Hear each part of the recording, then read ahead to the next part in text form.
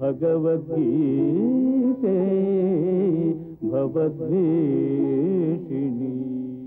ప్రియ భగవద్బంధువులారా, 4వ అధ్యాయంలో భగవంతుడు కర్మయోగం ఆచరించేటటువంటి వాళ్ళల్లో అవాంతర భేదాలని మనకి ఒక్కొక్కటి పరిచయం చేస్తున్నాడు.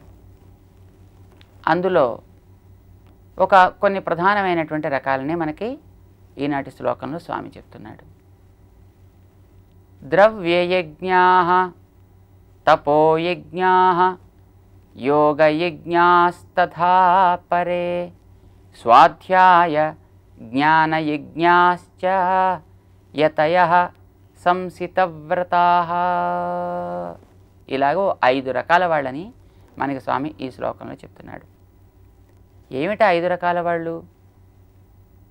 ద్రవ్యయజ్ఞాః, ద్రవ్యములని సక్రమంగా ఉపయోగించేటటువంటి, ద్రవ్య సముపార్జన చేసి దానితోటి దేవతార్చన, దాన, యాగ, హోమ ఇలాంటి కార్యక్రమాలకి వినియోగించాలి అనేటటువంటి దృష్టి కలిగినటువంటి వాళ్ళు కొందరు ఉంటారు. వాళ్ళు నిత్య దేవతార్చనాదులు చేస్తూ ఉంటారు. అసలు దేవతార్చన, హోమము, యాగము చేసేవాళ్ళ గురించి గతంలో తను చెప్పేశాడు. అయితే దానాదులు చేసేవాళ్ళ గురించి తను దాంట్లో చెప్పలా. దానం చేయడం కూడా ఒక కర్మయోగమే అని అంటాడన్నమాట. అయితే దానయజ్ఞా అనేచ్చు ద్రవ్యయజ్ఞా అనడం కంటే, కానీ ఇక్కడ కృష్ణుడు ఆ మాట చెప్పడంలో ఒక తాత్పర్యం ఉంది. ఏంటంటే తర్వాత మరి కొంతమంది గురించి తను చెప్తున్నాడు. ఏదో తపోయజ్ఞా, యోగయజ్ఞా, స్వాధ్యాయ జ్ఞానయజ్ఞాశ్చ అంటూ. అంటే తపోయజ్ఞము, యోగయజ్ఞము, స్వాధ్యాయజ్ఞము, జ్ఞానయజ్ఞము అనేటటువంటి వాటిని గురించి కూడా తను చెబుతున్నాడు, క్లాసిఫై చేస్తున్నాడు.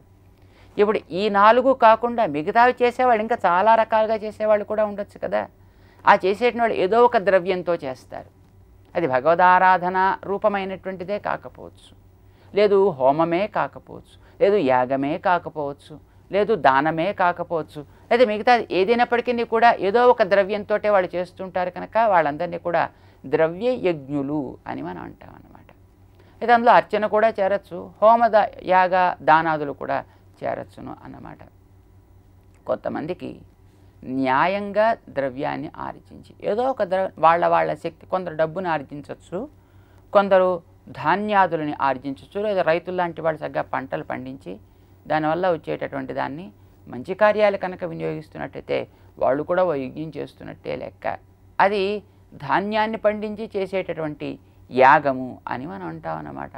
అది కూడా ఒక భగవద్ ఆరాధన, అది కూడా ఒక కర్మయోగమే వాళ్ళల్లో. కనుక రకరకాలైనటువంటివి చేస్తుంటారు. అయితే అది న్యాయార్జితం కావాలి.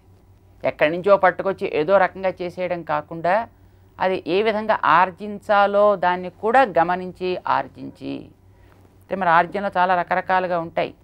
అవన్నీ కూడా మనకి చాలా వివరంగా చర్చిస్తారు. మన ఆళ్వార్ల చరిత్రలో తిరుమంగై ఆళ్వార్ అనేటువంటి ఒక మహానుభావులు, ఎవరి దగ్గర బాగా డబ్బుండి దాన్ని లోకానికి వినియోగించుకోవడం చేతకాక, తాము దాన్ని అనుభవించడం చేతకాక వ్యర్థంగా మూల పారేసి ఉంచితే అది ఎవడికి పనికిరాదు, వాడు ఏదో నాడు గుట్టుక్కుమంటాడు కనుక అప్పుడు ఉండేటి ఆ ద్రవ్యం అనవసరంగా వ్యర్థమైనటువంటి వాళ్ళ పాలైపోతుంది కనుక అలా కాకూడదు అని అలాంటి వాళ్ళ దగ్గర ఉండే ఆ ద్రవ్యాన్ని అంతటిని కూడా వారు సేకరించి దాన్ని అంతటిని కూడా మంచి కార్యాల కోసం వినియోగిస్తూ ఉండేవారు. మంచి కార్యాలంటే భగవంతుడి యొక్క ఆలయాలు, భగవంతుని యొక్క ప్రాకారాలు, భక్తుల యొక్క ఆరాధన, భగవద్భక్తుల యొక్క భోజనాది వసతులు అంటామన్నమాట మనం. అలాంటివన్నీ కూడా చేయడం కోసం వారు దాన్ని వినియోగం చేస్తుండేవారు. కానీ వారిని ఆ చేసిన ఆర్జన అంతటిని కూడా న్యాయము అని మన పెద్దలంతా కూడా అంగీకరించారన్నమాట. ఇలాగా ఒక చోట ఏదో ఒక పెద్ద బంగారు విగ్రహం తయారు చేసి ఎందుకు పనికి రాకుండా ఒక మూల పారేసి అట్టే పెట్టారు. దానికి ఒక పెద్ద ప్రొటెక్షన్ ఏర్పాటు చేశారు.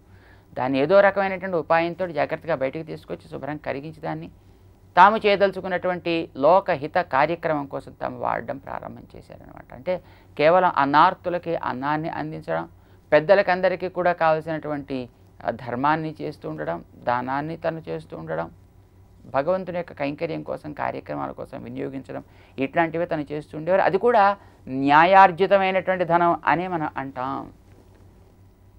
లేని వాడి దగ్గర ఉండేటటువంటి ఒక వస్తువుని బలవంతంగా ఏడిపిస్తూ తీసుకొచ్చి వినియోగించడం దోషం, అది దొంగతనం అని మనం అంటాం అన్నమాట.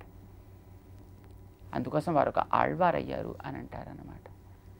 కృష్ణుడు ఇక్కడ మనకి చెప్పేది న్యాయముగా ఆర్జించినటువంటి ధనాన్ని అటు అర్చన కోసమని కానీ లేదా ఇటు దానం కోసమని కానీ ఆ తర్వాత చేసేటటువంటి హోమ యాగాదుల్లో దేనికోసం వినియోగించినప్పటికీ కూడా ఆ వినియోగతలందరినీ కూడా ఆ చేసేటువంటి వ్యక్తులందరినీ కూడా ద్రవ్య యజ్ఞులు, ద్రవ్యమును వినియోగించి తద్వారా భగవంతుని యొక్క ప్రీతికి అనుకూలమైనటువంటి ఒక ఆరాధనాది క్రియాకలాపాలని చేస్తూ ఉండేటటువంటి వాళ్ళు కనుక ద్రవ్య యజ్ఞా ఇది ఒక రకం. ఇందులో మళ్ళీ ఆ దానం చేసేటప్పుడు ఎట్లా దానం చేయాలో మళ్ళీ నియమం ఉంది. ఆ ఇచ్చేటప్పుడు ఏదో పుచ్చుకుంటున్నాడు, ఇచ్చేవాళ్ళ మనం పుచ్చుకునేవాడు అనే నిర్లక్ష్య భావంతో ఇవ్వడమా, లేక వాడు అయ్యో బాబు నాకు కావాలంటే అబ్బాయి అంత కాదురా ఇంతే తీసుకో అంటూ ఏదో రకంగా ఇవ్వడమా. ఇచ్చేటప్పుడు ఏ విధంగా ఇవ్వాలో మనకు ఒక నియమం అన్నమాట. మనసులో ఏమాత్రం కూడా దాపరికం లేకుండా ఆ ఇచ్చేటటువంటి వస్తువు తనకి భగవంతుడే ఇచ్చాడని, దాన్ని వినియోగించే అవకాశం ఇప్పుడు భగవంతుడే కలిగించాడని, కనుక ఆ భగవంతుడు ఇచ్చినటువంటి సంపదలో భగవంతుని కోసం వినియోగించగలిగే ఏ కొద్ది అయినప్పటికీ కూడా నా ద్వారా చేసుకునేటువంటి ఒక సౌభాగ్యాన్ని నేను పొందానే అని ఆనందంతో తను దానం చేయడం అన్నమాట. ఇచ్చిన తర్వాత దానికి ఏమిటి మళ్ళీ మనకు లభిస్తుంది అనే దానికి ప్రత్యుపకారాన్ని ఆశించకుండా దాతవ్యమితి యద్దానం దీయతే అనుపకారిణే, తనకు ఉపకారం వాడు చేయడు అన్నప్పటికీ కూడా అలాంటి వ్యక్తి నుంచి తనేమి ఆశించకుండా ఎవడైతే చేస్తాడో ఆ చేసేటప్పుడు కూడా దేశే కాలేచ పాత్రేత తద్దానం సాత్వికం స్మృతం, తగినటువంటి దేశంలో తగినటువంటి కాలంలో యోగ్యుడైనటువంటి వ్యక్తికి అందించేటటువంటి ధనం మాత్రమే సదుపయోగపడుతుంది, సాత్వికమవుతుంది అని మనకి భగవంతుడే చెప్పాడు 17వ అధ్యాయంలోకి వెడితే. కనుక ఆ రకమైనటువంటి దానము, ఆ రకమైనటువంటి హోమము, ఆ రకమైనటువంటి యాగము ఇవన్నీ కూడా మొట్టమొదట మనం నెరవవలసినవి. ద్రవ్యయజ్ఞా అని వాళ్ళందరికీ పేరు. దాని తర్వాత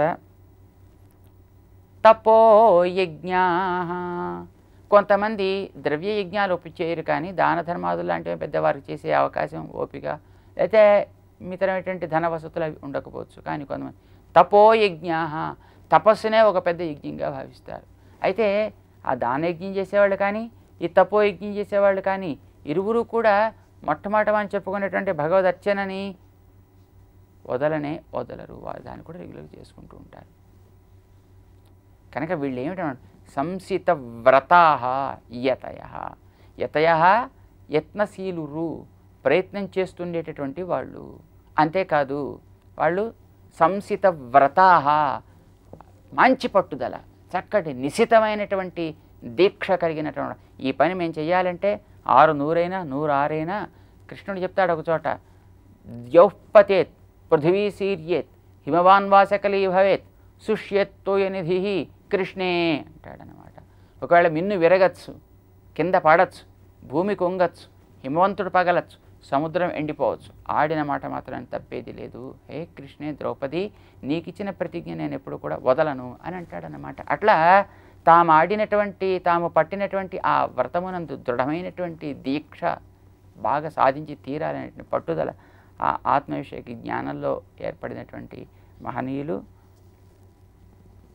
తపో యజ్ఞా వాళ్ళు చేసేటటువంటిది సంసిత వ్రతాః, అలాంటి సంసిత వ్రతులైనటువంటి వాళ్ళు చేసే యజ్ఞం మరొకటి, అది తపో యజ్ఞము. తపస్సు అంటే ఏమిటి అనేదానికి శ్రీకృష్ణుడు మనకి 17వ అధ్యాయంలోకి వెళ్ళిన తర్వాత అదో 3 రకాలని, శారీరక తపస్సుని, వాచిక తపస్సుని, మానసిక తపస్సు అని అంటాడన్నమాట. నిర్మలంగా ఉండడం, మంచిని ఆలోచించడం, ఎవరికి చెడు కలగాలనుకోకపోవడం, ఎప్పుడు ప్రతిదీ కూడా శుభంగా జరగాలి అని అనుకోవడం, ఉద్రేకాలు లేకుండా ఉండడం, ఇవన్నీ కూడా మానసికమైనటువంటి మనం ఆచరించేటటువంటి తపస్సు. వాచిక తపస్సు అంటే ఎదటవాడికి ఏదో మాట్లాడుతుంటేనే టక్కమని మనసు విరిగిపోయేటట్టు పుల్ల విరుపు మాటలు మాట్లాడకూడదు. అంతేకాదు ఎదటివాడిని ఉద్రేకపరిచేట మాటలు కూడా అనుద్వేగకరం వాక్యం సత్యం ప్రియహితం చేయత్ అంటారు. సత్యమైన మాట మాట్లాడాలి, హితకరమైన మాట మాట్లాడాలి, ఎదటివాడికి ఉద్రేకం కలిగించని మాట మాట్లాడాలి. ఇలాంటి లక్షణాలు కలిగిన వాడు వాచిక తపస్సు అంటారు.